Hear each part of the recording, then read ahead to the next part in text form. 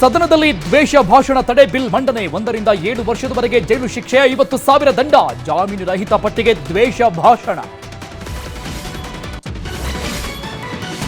ವಿವಿಧ ಬೇಡಿಕೆ ಈಡೇರಿಕೆಗೆ ರೈತರ ಆಗ್ರಹ ಬೆಳಗಾವಿ ಸುವರ್ಣಸೌಧ ಮುತ್ತಿಗೆಗೆ ಹೊರಟ ಅನ್ನದಾತರು ಎಸ್ಪಿ ಲೋಕೇಶ್ರಿಂದ ಮನವೊಲಿಸಲು ಯತ್ನ ಯುನೆಸ್ಕೋ ಪಟ್ಟಿಯಲ್ಲಿ ಸ್ಥಾನ ಪಡೆದ ದೀಪಾವಳಿ ಅಗೋಚರ ಸಾಂಸ್ಕೃತಿಕ ಪರಂಪರೆ ಪಟ್ಟಿಗೆ ಸೇರ್ಪಡೆ ವಿಶ್ವದಾದ್ಯಂತ ಇರುವ ಭಾರತೀಯರಿಗೆ ರೋಮಾಂಚನ ಅಂದ್ರು ಮೋದಿ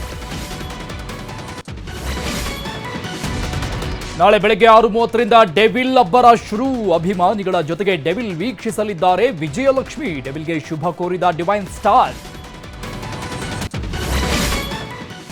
ಚಾಮರಾಜನಗರದ ಗಡಿಯಲ್ಲಿ ಚಿರತೆ ದಾಳಿ ಯತ್ನ ಸಿಸಿಟಿವಿಯಲ್ಲಿ ಸೆರೆಯಾಯಿತು ದಾಳಿಯ ದೃಶ್ಯ ಪ್ರಾಣ ಭಯದಿಂದ ಓಡಿ ಪಾರಾದ ಹಸುಗಳ ಹಿಂಡು